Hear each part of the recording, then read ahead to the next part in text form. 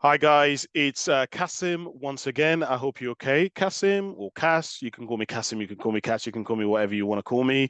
Welcome back again. So I've got another question that I saw online that I wanted to attack and share some thoughts with you on. Hopefully you will find it useful. Hopefully it will add some kind of value to the quality of your life. Okay, so the question says, it's entitled, I keep attracting older men on Grindr. For those of you who don't know, Grindr is a sort of hookup app that is for men, gay men usually, or men who are part of the LGBTQ plus community. And you go on there and you meet people and you can meet them to hook up or to start a relationship or to find friendship. It depends on what you're looking for. That's so for those of you who don't know what it is, that's what Grindr is for context. Um, so this person who's anonymous says, "Hi, I'm kind of bi-curious. I guess so. My friends have pushed me into hi. So I'm kind of bi-curious. I guess so. My friends have pushed me into creating a Grindr account. But a weird thing that I've soon noticed is that I keep attracting older men, like between 32 and 40, and I'm 19. Lol. I'm not old looking myself at all. No brag, but girls have been calling me cute for as long as I can remember. So I've learned over time that the reason I've been called that is because of my soft features and baby face, which I hate very much so, basically. Very much so. Basically, I don't understand why I attract men way older than me.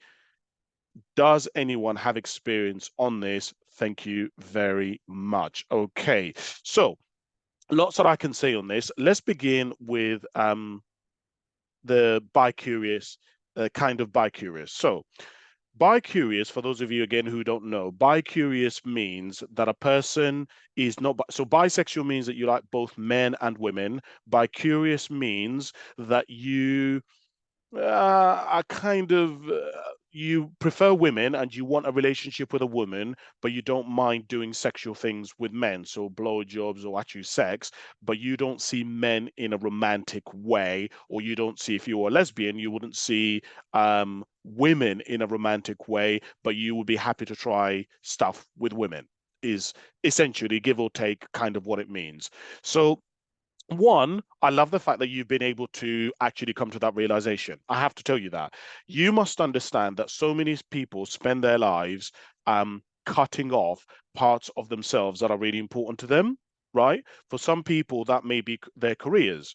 Some people follow the traditional route where they follow the academic route and they get into law, they get into accounting, but actually their passion, the thing that fulfills them, the thing that allows them to push to the edges of their capacity, which brings joy to them, might be things related to dogs or walking dogs or dog grooming. But the person isn't naturally, doesn't have a natural temperament or personality towards being an entrepreneur where they would start their own dog grooming business, right? But they love animals, they love dogs, or just animals in general. And so they end up spending a huge amount of their life cutting off the biggest part of who they are that would bring them joy and fulfillment and could bring them purpose in order to allow themselves to be stable and to live a continuous life.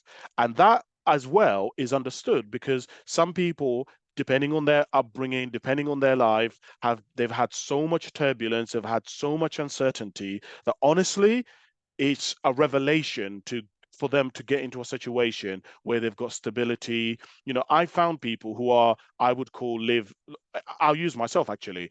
If you look up my life today, you would probably say, Kasim, your life is pretty boring. Like you don't really do anything exciting. You don't really do anything that amazing. And technically you would be right.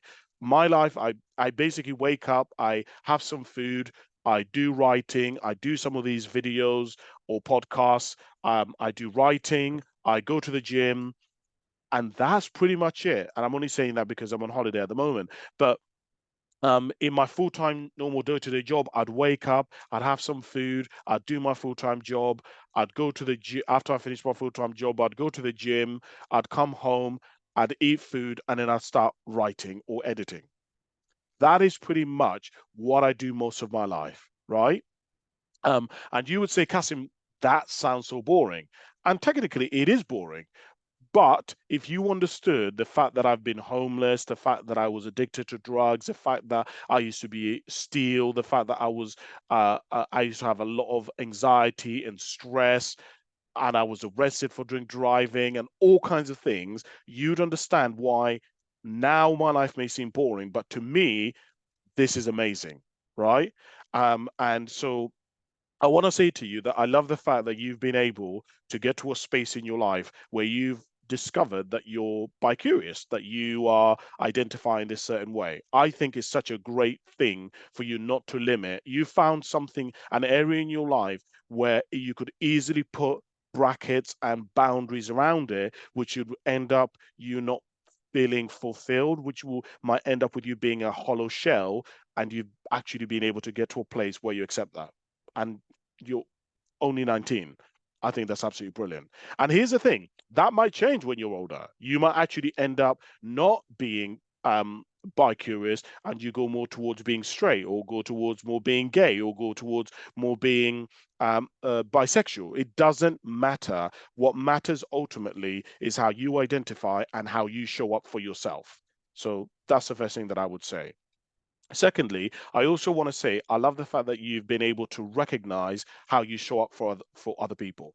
You know, a lot of people in life, they don't realize that we don't live by ourselves. If you live in a community of any kind, you don't live by yourself. And how you show up in many ways, how do I put this? The value Our value isn't simply put on us based on how we value ourselves. Our value is also determined by the way in which society deems we're valuable. So I relate to that because isn't it interesting that you say that you've got a baby face and it's a thing that you don't like, you hate it. I believe you say, which I hate very much so. But isn't it interesting that it's what women have said makes you cute? Isn't it interesting that it's what puts you into the twink? As I've seen a lot of comments, I've been looking at a lot of the comments in the comment section, and people have been saying that you're twink. So isn't it interesting that that is put you in that twink category, that a lot of older men like, right?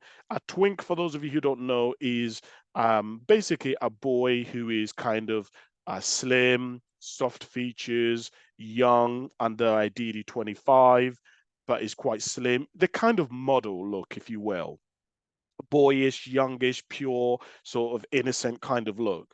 And it's interesting. Somebody here gave a really interesting thought on this. Somebody said in the comment, um, what did they say? They said something that I found really interesting. I can't even find it now, but somebody made a um, really interesting comment. Oh, here it is. Grindr is full of closeted middle-aged men, bored men that often have families of their own. Do not be surprised by this. All you need in no, no, no, no, no, no. It's not that one. Here it is. Yeah, the older guys in Grindr. Damn it, it's not that one either. Here it is. I finally found it. So, I've not used Grindr in about 2 years. I prefer OkCupid and POF. But yeah, as others have said, older men who want late teens, early 20s are often late teens and early 20s guys are often married and closeted. Some have said that it's a delayed youth. They couldn't be openly gay as youth due to society's attitude at the time, so they never got to have young lads. Doesn't make it any less creepy though. So you know what I mean? So it's that kind of young person. Um, a lot of so going back to a lot of older men, not even just older men, but there is an attractiveness um in youth, right? It happens the same with straight couples. There are men who are 48 who want to get with women who are 19 and 20 and 21. There is a youth, there is an energy, a vibrancy that a little older men do like to be around because it makes them feel youthful. It's even going around from the sexual aspect of this. I've heard so many people who are um, grandparents who are 80, 70, and they love being around their grandchildren. And when you say why, and it's because the grandchildren makes them feel youthful. They make them feel young again. So there's something about that that I think is really interesting. But the crux of what I was going to say is this is very normal and it happens in Grindr. And it's really the area, the app that you've chosen attracts a certain demographic of people. And what I wanted to say is that you've now begun to realize something that a lot of people don't want to realize in life, which is categorization. Earlier on, I was saying that in life, our value isn't simply determined by us, but it's also determined by other people. And people like categories. People like categories because categories make people, not just categories, but people like pathologization. They like labeling people because then you don't have to think. Then you don't have to come up with everything all over again. So I'm only saying this stuff to you because I want you to understand that is something that isn't just going to happen in this particular arena, but it's going to happen in all facets of your life, right? When you meet people, one of the first things that you say to them is, well, many people, when they meet people, one of the first things that they ask them is, what do you do? What is your job? And that isn't just a simple question of asking somebody's job. What it's really trying to determine is, what are your values? How hard your state, the job, the status of your job isn't simply a job title. It is an indication of your level of education. It is an indication of your goals. It is an indication of your societal position, status. It is an indication of your money. If someone says they're a doctor, they're a lawyer, they are an accountant, they're a business owner, it has a very different definition and a different weight than if somebody says that they work in the Tesco's checkout. Now, in me saying that, that doesn't mean that somebody's value is simply determined by their position, because you could work in Tesco's and still be a multimillionaire, right? So, but what it does is categorization, labeling, and pathologization allows people to categorize people so that you don't have to think. You don't have to think very much. And unfortunately, and it's a problem, particularly in the gay community.